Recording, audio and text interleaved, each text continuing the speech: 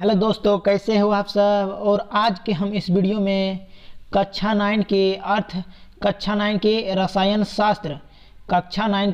शास्त्र देखिए यहाँ पर आप लोग कक्षा 9 का रसायन शास्त्र चैप्टर 5 प्राकृतिक संसाधन।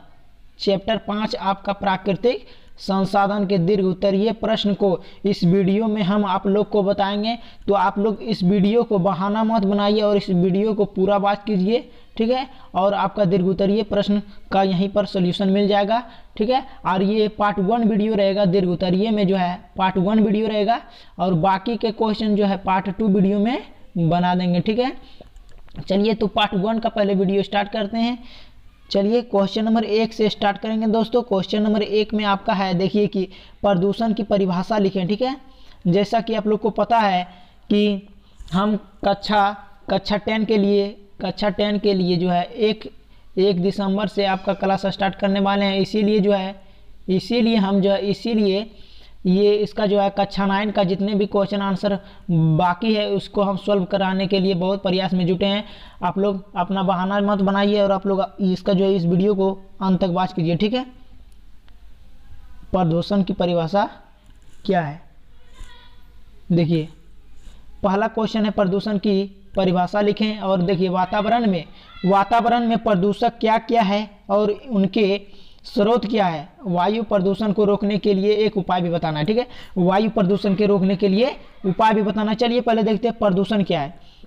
तो देखिए प्रदूषण क्या है, तो पर्यावरण में दूषक पदार्थों के प्रवेश के कारण प्राकृतिक संतुलन में पैदा होने वाले दोष को प्रदूषण कहते हैं। क्या कहते हैं, उसको हम जो प्रदूषण कहते हैं कि पर्यावरण में दूषक पदार्थों के प्रवेश के कारण प्राकृतिक संतुलन में पैदा होने वाले दोष को प्रदूषण कहते हैं, ठीक है।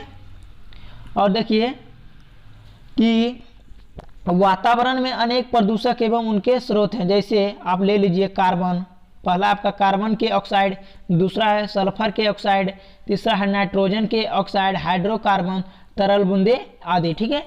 ये सब क्या है, प्रदूषण और उनके स्रोत है, ठीक है। इसी से प्रदूषण होता है, ठीक है। और अगला देखिए, इसी का अगला पॉइंट है कि वायु, आपका पूछा गया प्रश्न में कि वायु प्रदूषण को रोकने के लिए उपाय बताएं। तो हम लिखेंगे सिंपली यहाँ पर कि वायु प्रदूषण रोकने के लिए उपाय, और उसके बाद 3 उपाय है तो उसको नीचे में लिख दिए हम लोग, आप लोग लिख दीजिएगा। देखिए पेट्रोल वाहनों में ईंधन के रूप में, ठीक है, पेट्रोल वाहनों में ईंधन के रूप में शीशा रहित पेट्रोलों का इस्तेमाल करना चाहिए। शीशा रहित पेट्रोलों का इस्तेमाल करने से ये होता है कि उसमें जो है नॉकिंग कम होता है और उसमें धुआं कम निकलता है और जिससे वायु प्रदूषण को रोका जा सकता है। और दूसरा है जहाँ कुएं की चिमनी हो, जहाँ पर धुएं की चिमनी हो वहाँ कोलाइडी टैंक बनाए जाना चाहिए। जहाँ पर जैसे कि मान लीजिए एक चिमनी है तो यहाँ धुआं से यहाँ से निकलता है तो यहाँ पर एक टैंक बना दिया जाना चाहिए चलनी, ऐसा कि इस धुएं जो है वातावरण में जाकर प्रदूषित ना करे, ठीक है। इसको यहीं पर छाका जा सके। और तीसरा पॉइंट है कि वन विनाश को रोकना एवं नगरों को हरा भरा बनाना चाहिए। जो है नगरों को हरा भरा बनाने से क्या होता है कि, चलिए बढ़ते हैं क्वेश्चन नंबर 2। क्वेश्चन नंबर 2 में आपका है कि जल प्रदूषण के मुख्य स्रोत क्या है, ठीक है, और जल प्रदूषण रोकने के उपाय बताएं, ठीक है। चलिए देखते हैं इस प्रश्न को। देखिए लिखना है आपको कि जल प्रदूषण के स्रोत, यानी जल प्रदूषण कैसे होता है, ठीक है। पहले में आपका लिखना है घरेलू सामान जो होता है, घरेलू बाहरी सामान जो होता है उससे, यानी कचरा जो घर में जो सामान बढ़ जाता है। और दूसरा है मलमूत्र, तीसरा है औद्योगिक वही श्राव का मतलब हुआ कि वेस्ट सामान, यानी वेस्ट का मतलब ये नहीं, वेस्ट मतलब कचरा सामान, ठीक है। औद्योगिक में जो लगता है। और कृषि वही श्राव, कृषि में ज़्यादातर जो है उर्वरक का प्रयोग नहीं करना चाहिए और जिससे स्प्रे ये सब होता है इसका उपयोग नहीं करना चाहिए। उष्मीय एवं वाष्पीय प्रदूषण से, ठीक है। और कोई इस तरह के हो सकता है। चलिए देखते हैं अगला। तो चलिए अब देखते हैं जल प्रदूषण रोकने के उपाय, यानी जल प्रदूषण को किस प्रकार रोका जा सकता है। तो देखिए कि घरों से निकलने वाले गंदे जल तथा मल को संशोधन यंत्रों, यानी सोखने वाला जो यंत्र होता है जिसको हम लोग सोखता बोलते हैं, से नष्ट करना चाहिए, ठीक है। और इसका दूसरा हो जाएगा कि तालाब एवं पोखर के गंदे जल को दीवार बनाकर संचित करना चाहिए। इससे क्या होगा कि गंदे जल जो है जल प्रदूषण में नहीं आ पाएगा। और अगला है समय समय पर जलाशयों को साफ करना चाहिए, जैसे कि नली हो गया और पोखर तालाब ये सब हो गया, उसको समय समय पर साफ करना चाहिए। चौथा है कि जल स्रोत के निकट उद्योगों को हटाना चाहिए, क्योंकि उद्योग का जितना भी कचरा पानी होता है उसको जल में दे दिया जाता है, इसीलिए उसको उद्योग को हटा देंगे तो वह जल वहाँ पर नहीं जाएगा। चलिए अगला क्वेश्चन की ओर बढ़ते हैं दोस्तों। अगला क्वेश्चन आपका है क्वेश्चन नंबर 3। क्वेश्चन नंबर 3 है कि हरित गृह प्रवाह और वैश्विक उष्मीकरण पर एक निबंध लिखें, यानी इस पर एक लेख लिखना है जिसको बोलते हैं निबंध। चलिए हरित गृह प्रवाह देखते हैं कि वायुमंडल में जमा गैसों कारण पृथ्वी के तापमान में बढ़ोतरी की घटना को ग्रीन हाउस प्रभाव के रूप में माना जाता है। ठीक है, वैसे तो ग्रीन हाउस गैसें प्राकृतिक रूप से वायुमंडल में मौजूद रहती है और पृथ्वी की जीवन के लिए आवश्यक भी है, पृथ्वी के जीवन के लिए आवश्यक भी है। ठीक है, परंतु दुर्भाग्य से औद्योगिक क्रांति के कारण वायुमंडल में ग्रीन हाउस की गैसें के उत्सर्जन में भारी जो है वृद्धि हुई है।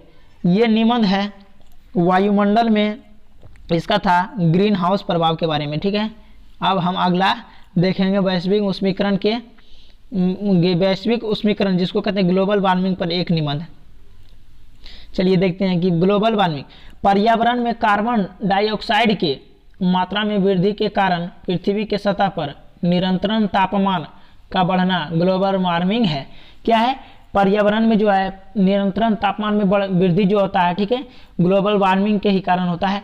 और ग्लोबल वार्मिंग सभी देशों के लिए एक बड़ी समस्या है जिसका समाधान सकारात्मक शुरुआत के साथ करना चाहिए। ठीक है, और देखिए पृथ्वी का बढ़ता तापमान विभिन्न आकांक्षाओं को जन्म देता है और साथ ही इस ग्रह पर जीवन के अस्तित्व के लिए भी संकट पैदा करता है।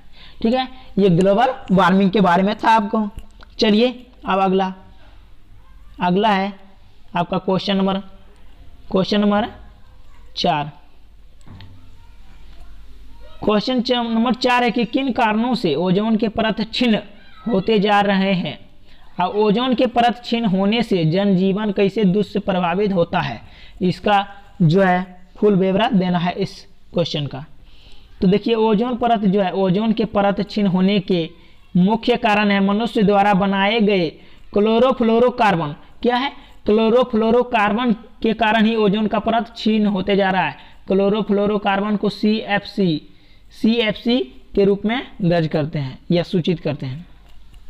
ठीक है, और देखिए कि ओजोन परत के क्षीण होने से जनजीवन पर बहुत दुष्ट प्रभाव होता है, जनजीवन पर बहुत दुष्ट प्रभाव होता है, क्योंकि ओजोन परत पर जो ओजोन परत पर सूर्य से परावैंगनिक हानिकारक ओजोन परत पर क्या होता था कि सूर्य के परावैंगनिक हानिकारक किरणों पृथ्वी पर आने से रोकता था। ओजोन परत क्या करता था कि हानिकारक जो परावैंगनिक किरण सूर्य से आता था उसको रोकता था, और इसके विनाश से मानव जीवन जो है बहुत संकट में पड़ जाएगा। ठीक है, जब इसका विनाश होगा तो नहीं आ पाए। चलिए तो अब आगे बढ़ते हैं क्वेश्चन नंबर 5 की तरफ। देखिए क्वेश्चन नंबर 5 है कि वायु प्रदूषण और जल प्रदूषण के संदर्भ में एक निबंध लिखें और इसे अखबार में छपने के लिए भेज दें। ठीक है, चलिए वायु प्रदूषण के पर निबंध लिख देते हैं कुछ। ठीक है, पेड़ कटाई, केमिकल कंपनियों और गाड़ियों से निकलने वाली गैसें, इनकी वजह से पृथ्वी के पूरे वातावरण से दूषित हवा निर्माण होती है, जिसका दुष्प्रभाव बहुत ज़्यादा घातक होता है। ठीक है, बहुत ज़्यादा घातक होता है। इसी दूषित हवा की वजह से पूरे वातावरण में नई बीमारियां जन्म लेती है। इसी वायु प्रदूषण की वजह से सिर्फ मनुष्यों को नहीं बल्कि सभी प्रकार के पशु पक्षियों और प्राणियों का जो जीवन जो है संकट में पड़ने जा रहा है। ठीक है, पशु पक्षियों का जीवन और प्राणियों का बहुत बड़ा दुष्परिणाम होता है, और कई प्रकार के पक्षी और प्राणियों की इसी वायु से सांस लेने में तकलीफ होती है और वह कई प्रकार की बीमारियों उसमें जो है कई प्रकार की बीमारी हो जाती है। ये आपका क्या था वायु प्रदूषण। और अब हम देखेंगे जल प्रदूषण पर एक निबंध।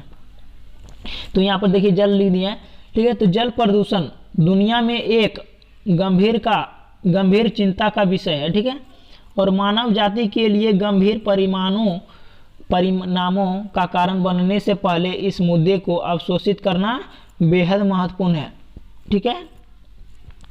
यह पहले से ही लोगों को पीड़ित कर चुका है।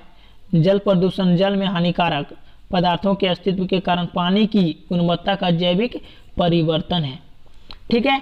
क्वेश्चन नंबर 5 तक हम लोग देख चुके हैं दीर्घ उत्तर ये प्रश्न में, ठीक है। चलिए अब बढ़ते हैं एक लास्ट प्रश्न, क्वेश्चन नंबर 6। क्वेश्चन नंबर 6 है कि वायुमंडल को शीशा कैसे दूषित प्रभावित करता है। वायुमंडल को जो है शीशा कैसे प्रभावित करता है, इसका कुछ कारण तो होगा, जरूर होगा। तो चलिए देखते हैं। देखिए, हवा को घातक रूप से दूषित करने वाला द्रव जो है शीशा भी है, ठीक है। शहरों के वातावरण में पाए जाने वाला 90% शीशा युक्त पेट्रोल द्वारा चलने वाला वाहनों से आता है, ठीक है। ये शीशा कहाँ से आता है वातावरण में, तो वो चलने वाले वाहनों से आता है, जो वाहन यानी गाड़ी चलता है पेट्रोल युक्त द्वारा, ठीक है। पेट्रोल में टेट्राएथिल लेड मिलाते हैं जिससे गाड़ी में नॉकिंग कम होता है, और वायु में शीशा की मात्रा बढ़ने से रक्त प्रवाह, मस्तिष्क और प्रजनन क्षमता पर प्रभाव पड़ता है, ठीक है। तो ये आपका क्वेश्चन नंबर 6 यहीं पर समाप्त होता है, और आगे की क्वेश्चन अगले वीडियो में हम क्वेश्चन नंबर 7 से लेकर 11 तक अगले वीडियो में हम बना लेंगे। आप लोग वॉच कर लीजिएगा उस वीडियो को। चलिए इस वीडियो को यहीं समाप्त करते हैं।